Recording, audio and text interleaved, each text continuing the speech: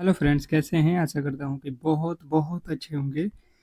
और जैसे कि आपको पता है कि हरियाणा ग्रुप डी का जो है आप लोगों का स्पेशल क्लास हम लोग लॉन्च किए हुए हैं। और ये मॉडल पेपर आप लोगों का जो है डेली हो रहा है। तो जितने भी मेरे दोस्त हैं जो हरियाणा ग्रुप डी के एग्ज़ाम की तैयारी कर रहे हैं, तो बिल्कुल आपको ऑल सब्जेक्ट का जो है फ्री क्लासेज यूट्यूब पे सिर्फ और सिर्फ यहीं पे मिलने वाला है। ऑल सब्जेक्ट, आपके हर सब्जेक्ट के प्रश्न एक ही क्लास में आपको देखने को मिलेगा, जैसा कि आपका पेपर जो है एग्ज़ाम में आता है। ठीक है, मैं कोशिश कर रहा हूँ कि हम उन प्रश्नों को कर लें जो आपके एग्ज़ाम हॉल में आने के 100% चांस हैं। कहीं ना कहीं इसमें आधे प्रश्न प्रीवियस ईयर के भी हैं और नए भी प्रश्न हैं जो आपके सिलेबस के अकॉर्डिंग है। ठीक है, तो हरियाणा ग्रुप डी जितने भी मेरे दोस्त एग्ज़ाम हॉल में जाने वाले हैं, तो बिल्कुल आपको पता होना चाहिए कि वहाँ पे किस तरीके के किस लेवल के प्रश्न पूछे जाते हैं, तो ही आप इस एग्ज़ाम को क्रैक कर सकते हो। तो इसलिए मैंने मॉडल पेपर पहले स्टार्ट किया हुआ है और ये डेली क्लासेज आपको पता है कि डेली चल रहा है सुबह शाम। तो जितने भी मेरे दोस्त हैं जो डेली क्लासेज नहीं कर रहे हैं, बिल्कुल आप डेली क्लासेज कीजिए। और आप लोगों से मेरा रिक्वेस्ट है, जितने भी मेरे दोस्त इस क्लास को देख रहे हैं अब तक, जिन्होंने क्लास को लाइक नहीं किया है, प्लीज़ आप लोग क्लास को लाइक कर लो। और चैनल को सब्सक्राइब नहीं किए हो तो चैनल को सब्सक्राइब करके रख लो, क्योंकि हर एक क्लास की जो नोटिफिकेशन है सबसे पहले आप तक पहुंच जाए, इसके लिए आपको क्लास को लाइक करके चैनल को सब्सक्राइब करके रखोगे तो बेनिफिट होने वाला है। पहला प्रश्न आपके सामने है और फटाफट से हम लोग हर एक प्रश्न करेंगे, वो आपका हिंदी का हो, इंग्लिश का हो, साइंस हो, जीके हो, रीजनिंग हो, मैथ हो, कोई भी प्रश्न छूटने वाला नहीं है। ठीक है, जो आपके एग्जाम हॉल में आने वाला है। भारतीय संविधान का कौन सा अनुच्छेद संवैधानिक संशोधन की प्रक्रिया और संसद की शक्ति से संबंधित है? वेरी वेरी इंपॉर्टेंट प्रश्न है, स्टार लगा लो। क्वेश्चन नंबर आपके सामने पहला, पहले नंबर प्रश्न के राइट उत्तर अगर आपको पता है तो आप कमेंट बॉक्स में ABCD जो भी आपको लगता है आप बिल्कुल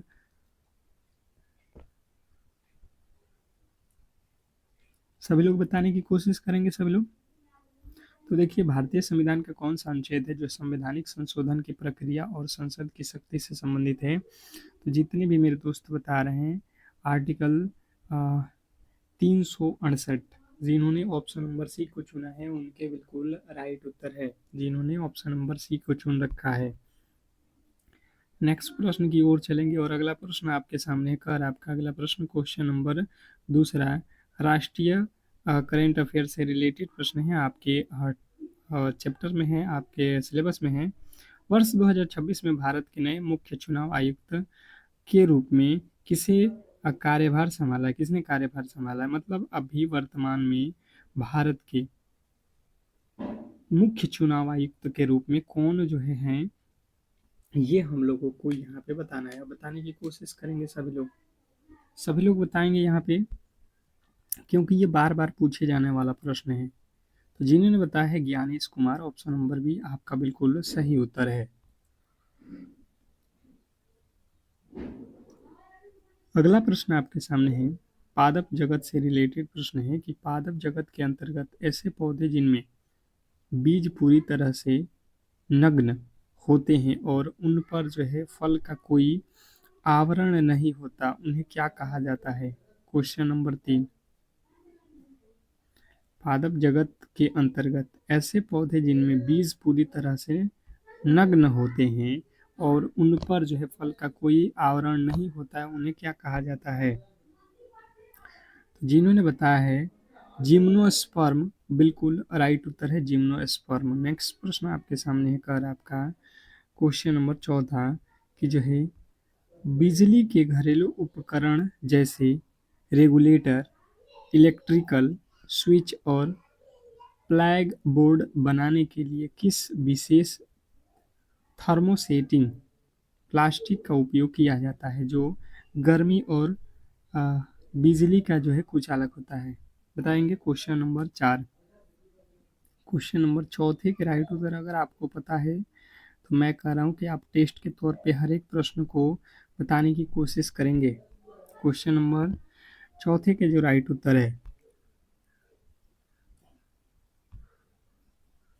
जिन्होंने बताया है बेकेलाइट, उनके बिल्कुल राइट उत्तर है option number C, bakelite.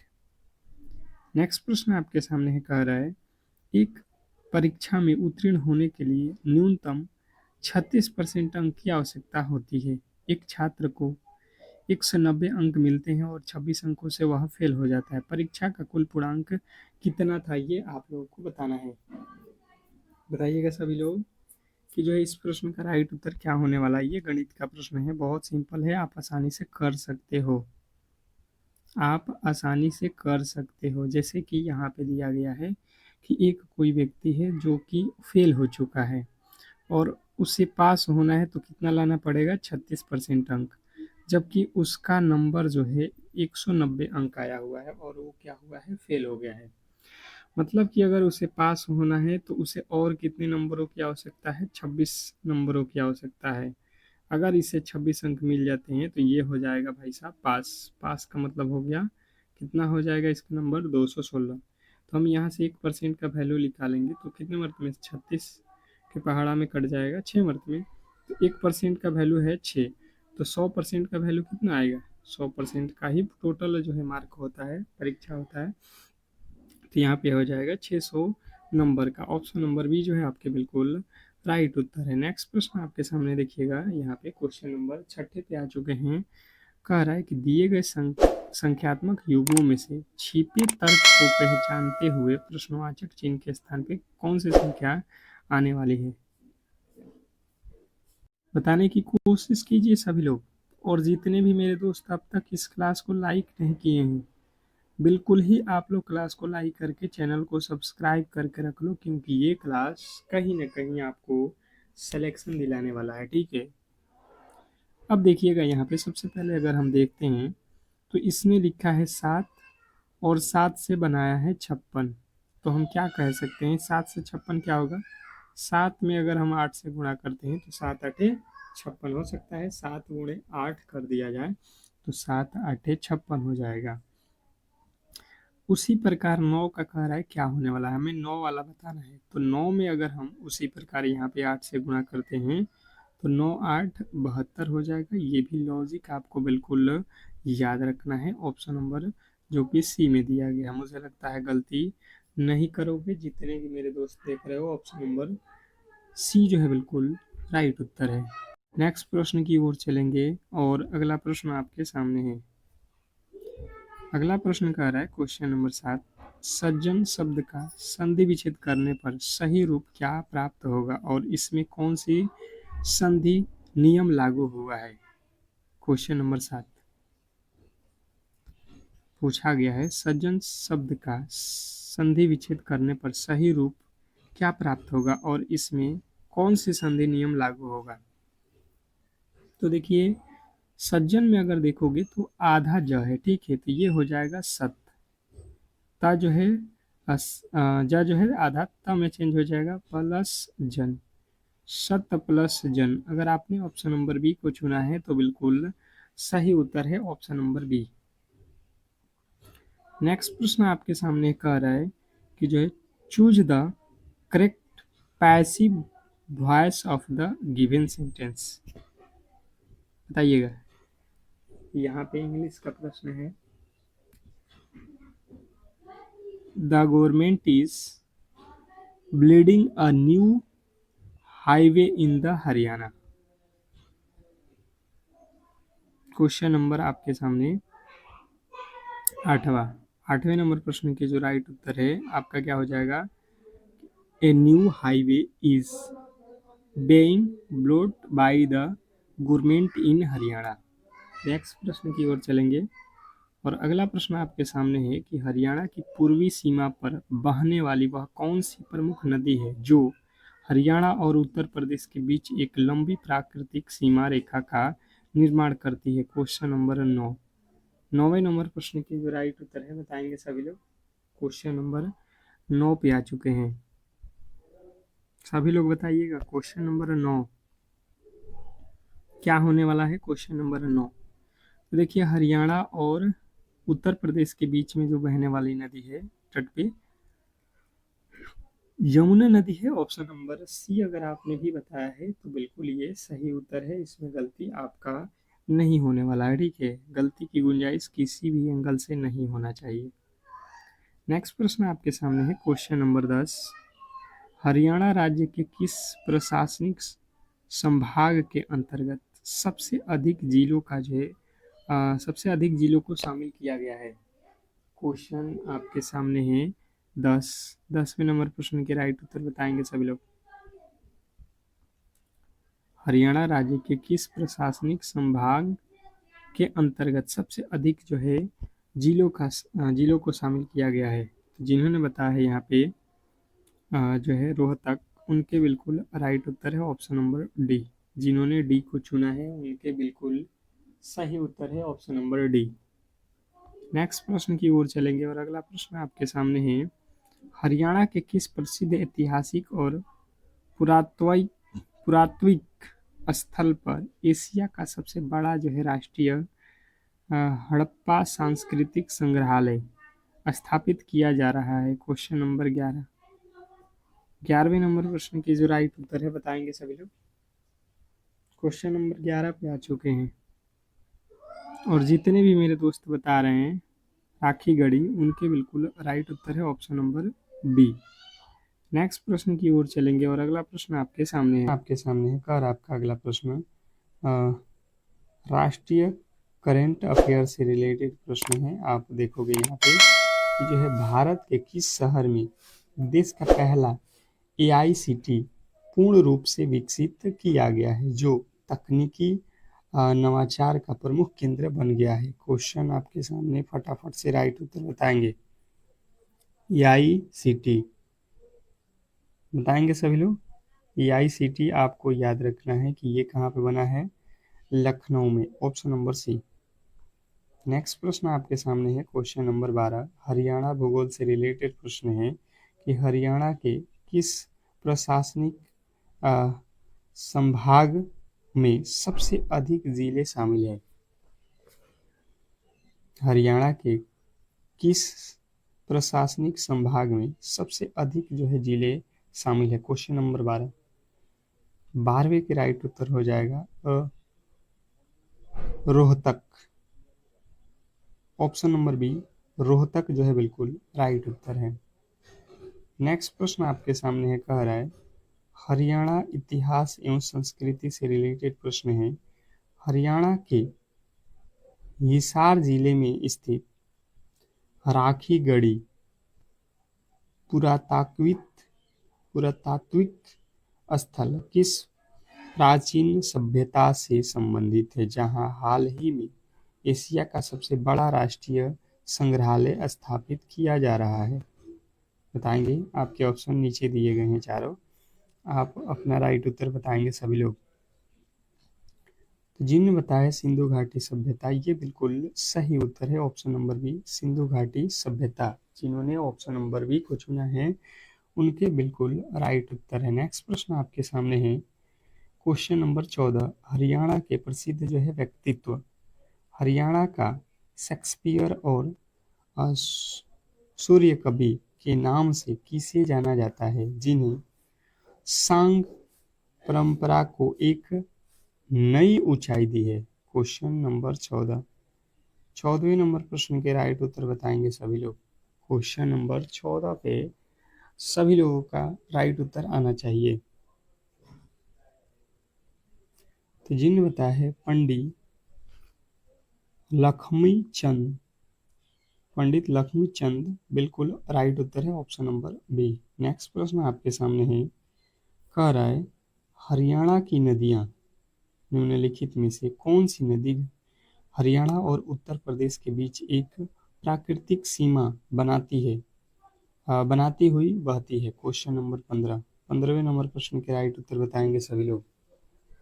Question number 15, 15वें number प्रश्न के जो राइट उत्तर है, जिन्होंने बताया यहाँ पे यमुना नदी, उनके बिल्कुल राइट उत्तर है ऑप्शन नंबर बी। जिन्होंने बी को चुना है उनके बिल्कुल सही उत्तर है। नेक्स्ट प्रश्न आपके सामने है, बिजली के बल्बों में टंगस्टन तंतु के ऑक्सीकरण को रोकने के लिए और बल्ब की उम्र बढ़ाने के लिए आमतौर पर कौन सी जो है अक्रिय गैस भरी जाती है। Question number 16।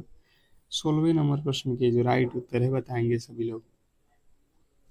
क्वेश्चन नंबर 16, जो भी मेरे दोस्त बता रहे हैं नाइट्रोजन या आर्गन, तो बिल्कुल सही उत्तर है ऑप्शन नंबर सी, नाइट्रोजन या आर्गन। नेक्स्ट प्रश्न आपके सामने है, कह रहा है कि जीव विज्ञान से रिलेटेड प्रश्न, मानव शरीर में इंसुलिन हार्मोन का स्राव किस अंग या ग्रंथि द्वारा होता है जिसकी कमी से मधुमेह रोग होता है, बताइएगा। Question number 17। 17वें नंबर प्रश्न के जो राइट उत्तर है क्या होने वाला है। मैं सभी लोगों से रिक्वेस्ट करूंगा कि जितने भी मेरे दोस्त हैं जिन्होंने क्लास को लाइक नहीं किया है तो प्लीज़ क्लास को लाइक कर दें और चैनल को सब्सक्राइब जरूर कर दें, क्योंकि बहुत बहुत ज़्यादा इम्पोर्टेंट प्रश्न है ये।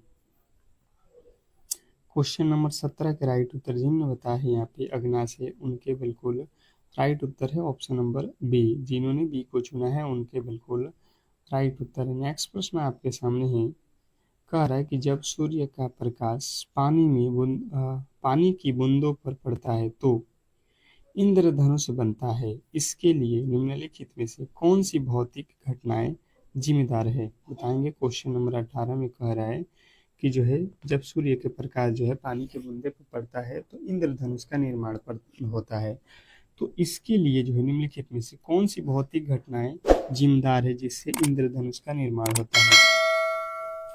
तो जो भी मेरे दोस्त बता रहे हैं अपवर्तन, विक्षेपण और पूर्ण आंतरिक परावर्तन, जिन्होंने ऑप्शन नंबर सी को चुना है उनके बिल्कुल राइट उत्तर है। नेक्स्ट प्रश्न आपके सामने है, ओजोन परत जो सूर्य की हानिकारक पराबैंगनी किरणों से हमारी रक्षा करती है, वायुमंडल की किस परत में मुख्य रूप से पाई जाती है। Question number 19।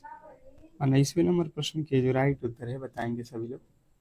Question number 19, ozone परत जो सूर्य की हानिकारक पराबैंगनी किरणों से हमारी रक्षा करती है, वायुमंडल की किस परत में मुख्य रूप से पाई जाती है। तो जिन्होंने बताया है 19वें नंबर प्रश्न का राइट उत्तर समताप मंडल, बिल्कुल राइट उत्तर है ऑप्शन नंबर बी, समताप मंडल जिन्होंने बताया है उनके बिल्कुल राइट उत्तर है। नेक्स्ट प्रश्न आपके सामने है, एक क्रिकेट खिलाड़ी ने 10 पारियों के रनों का औसत 32 था, अगली पारी 11 में वह कितने रन बनाए ताकि उसके रनों का औसत 4 बढ़ जाए। Question number 20। 20वें नंबर प्रश्न के जो राइट उत्तर है बताएंगे सभी लोग। क्वेश्चन नंबर 20, सबसे पहले आप यहाँ पे देखो कि कोई एक खिलाड़ी है जो 10 पारी खेल लिया है, ठीक है, और रन कितने के औसत से बना रहा है 32, अर्थात यहाँ पे हम औसत से पारी में गुणा कर देंगे तो हमें पता चल जाएगा कि 10 पारी में उसने टोटल रन जो है कितने बनाए हैं। तो उसने जो है 10 पारी में 320 रन बनाए हैं। उसने कहा कि अगली जो 11वीं पारी है, जो 11वीं पारी है वह कितने रन बना दे ताकि उसके रनों का औसत 4 बढ़ जाए। 11वीं पारी में हमें औसत जो है 4 बढ़ाना है, तो ये 11वीं पारी हो गया और यहाँ पे जो है 10 पारी तो पहले हुआ था, ये लास्ट 11वीं पारी हो गया और 4 औसत बढ़ गया, तो 32 था औसत पहले, तो 36 हमें करना है, तो 11 से 66, 11 33 और 6 39, अर्थात जो 11वां पारी है वो खेल लेगा तो टोटल रन हो जाना चाहिए उसका 396। तो पहले 10 पारियों वाला हम घटा देंगे, यहाँ पे 10 पारी वाला वैल्यू घटा देंगे तो लास्ट का जो एक पारी है जो 11वां पारी है उसी का तो रन आएगा यहाँ पे, ये हो जाएगा 6, ये हो जाएगा 7, 76 रन उसे बनाने हैं। टोटल 76 रन अगर बना देता है 11वें पारी में तो औसत 4 बढ़ जाएगा, ठीक है। नेक्स्ट प्रश्न की ओर चलेंगे और अगला प्रश्न आपके सामने है, आयु संबंधित प्रश्न जो है आप लोगों के सामने रीजनिंग का प्रश्न है कि ए और बी की वर्तमान आयु क्रमशः, ये मैथ में भी होता है, मैथ का प्रश्न है, 4:5 है, 5 वर्ष बाद इनकी आयु का अनुपात ये हो जाता है, तो ए की वर्तमान आयु जो है हमें बताना है। बिल्कुल सिंपल है, अगर आप समझने की कोशिश करोगे तो देखिए इनका अनुपात दिया है तो हम मान लेते हैं कि इनका जो अनुपात है एक तो है 4x, अनुपात मतलब होता है बटा, और ये है 5x बराबर, इसने कहा है कि 5 वर्ष बाद। तो 5 वर्ष बाद का मतलब क्या होता है आप समझ जाओ। ये तो वर्तमान है, तो 5 वर्ष बाद इनकी आयु क्या हो जाएंगे, इसमें 5 जोड़ जाएंगे तो ये हो जाएगा 5:6। ठीक है, अब तिरछा तिरछी गुणा कर लो, इसका गुणा ऊपर कर लो और इसका गुणा इधर इधर कर लो। तो ये हो जाएगा 5×5=25 x, फिर हो जाएगा 5×5=25 और फिर 6 से गुणा करेंगे, ये 6 से ऊपर वाला में गुणा होगा, 6×4=24 x और 6×5=30। अब यहाँ से हम एक तरफ लिखेंगे, 24 इधर आएगा तो 25 में से 24 जाएगा x, ये इधर जाएगा, 30 में से 25 जाएगा 5, x का वैल्यू कितना आ गया 5। अब यहाँ पे समझिएगा, इसने कहा है कि ए की वर्तमान आयु, तो ए की वर्तमान आयु कितना है 4 और x का वैल्यू है 5, तो 4×5=20। 20 वर्ष जो है हमारा बिल्कुल सही उत्तर है। अगर आपने ऑप्शन नंबर बी को चुना है तो ये बिल्कुल सही और सटीक उत्तर है। नेक्स्ट प्रश्न की ओर चलेंगे और अगला प्रश्न आपके सामने है क्वेश्चन नंबर 22। संख्या पद्धति या वर्गमूल से रिलेटेड प्रश्न है आप लोगों के सामने, क्वेश्चन नंबर 22। 22वें नंबर प्रश्न की जो राइट उत्तर है बताएंगे सभी लोग। सबसे पहले आप देखो, इसको बनाना है तो आपको यहाँ पे बिल्कुल सिंपल लॉजिक है कि जो स्क्वायर ये रूट है, ये क्या करो कि इसको तो हमें हटाना है, रूट से हटाएंगे तभी तो वैल्यू एक्स का लिख लेगा, ये रूट इधर भेज देंगे तो इधर हो जाएगा स्क्वायर, रूट बराबर के उस तरफ जाता है तो स्क्वायर बन जाता है, मतलब इधर बन जाएगा x+1/144 बराबर इधर हो जाएगा 13 का स्क्वायर 169, 12 का स्क्वायर 144, यही तो होगा।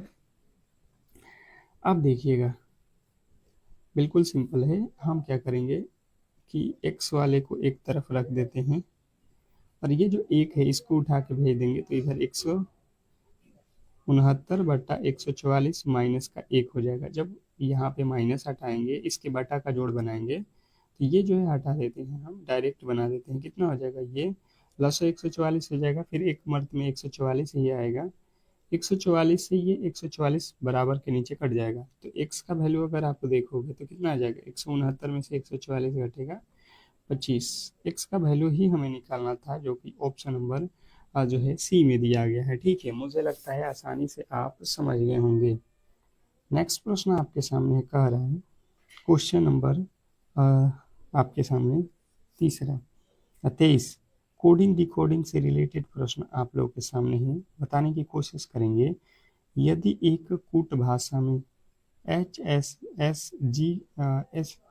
HSSC को जो है ITTD लिखा जाता है तो उसी कूट भाषा में क्लर्क को क्या लिखा जाएगा, क्वेश्चन नंबर 23। 23वें नंबर प्रश्न के जो राइट उत्तर है बताएंगे सभी लोग।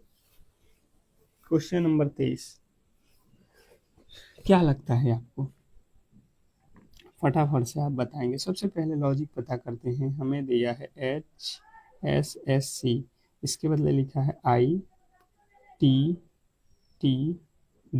ठीक है, अब यहाँ पे देखेंगे आप, सबसे पहले अगर आप देखोगे तो H के बाद होता है I मतलब +1, S के बाद T, S के बाद T मतलब +1 और C के बाद D मतलब +1, सब में +1 किया गया है तो हम भी वही काम कर देते हैं, यहाँ पे +1, C के बाद D, L के बाद M, E के बाद F, तो ये गलत, R के बाद S, K के बाद L।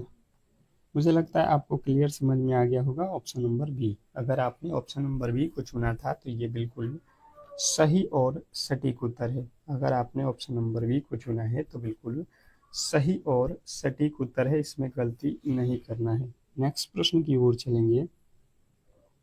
अगला प्रश्न आपके सामने है क्वेश्चन नंबर जो है 24, कैलेंडर परीक्षण से रिलेटेड प्रश्न है कि यदि 1 जनवरी 2024 को सोमवार था तो 1 जनवरी 2025 को कौन सा दिन रहेगा, क्वेश्चन नंबर 24। 24वें नंबर प्रश्न के राइट उत्तर बताएंगे सभी लोग।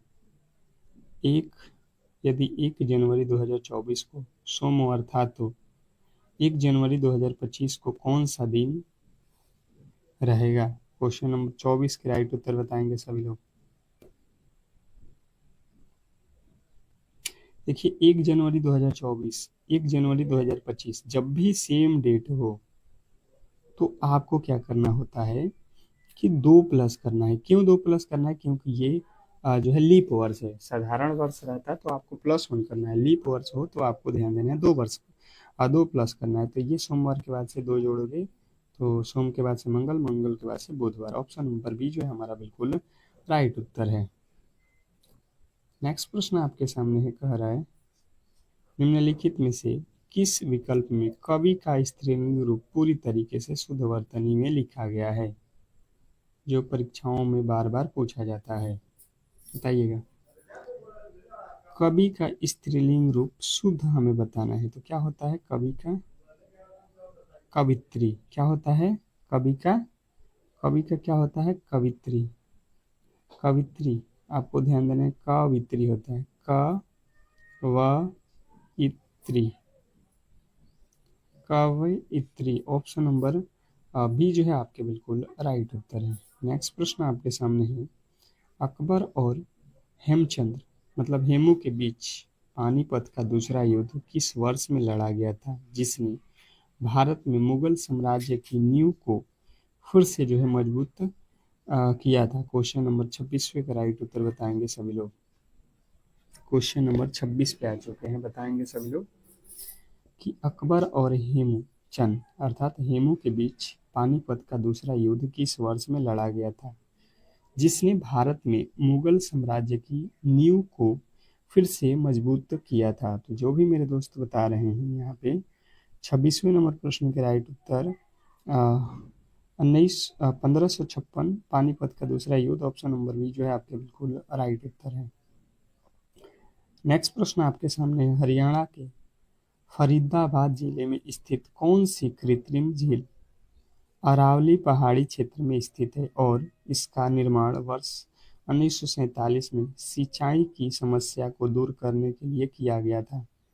क्वेश्चन नंबर 27वें नंबर प्रश्न के राइट उत्तर बताएंगे सभी लोग। क्वेश्चन नंबर 27वें नंबर प्रश्न के राइट उत्तर जो भी मेरे दोस्त बता रहे हैं, बड़खल झील। बड़खल झील ऑप्शन नंबर बी जो है आपके बिल्कुल राइट उत्तर है। नेक्स्ट प्रश्न आपके सामने है, भारतीय संविधान के किस अनुच्छेद के तहत राज्य में राज्यपाल की नियुक्ति का प्रावधान किया गया है, जो राज्य का संवैधानिक प्रमुख होता है?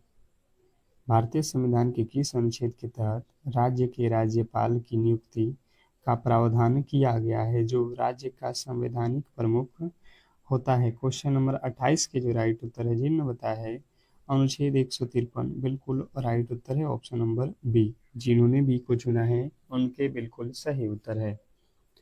नेक्स्ट प्रश्न की ओर चलेंगे और अगला प्रश्न आपके सामने है, हरियाणा सरकार द्वारा घोषित राजकीय पशु और राजकीय पक्षी का सही जोड़ा कौन सा है?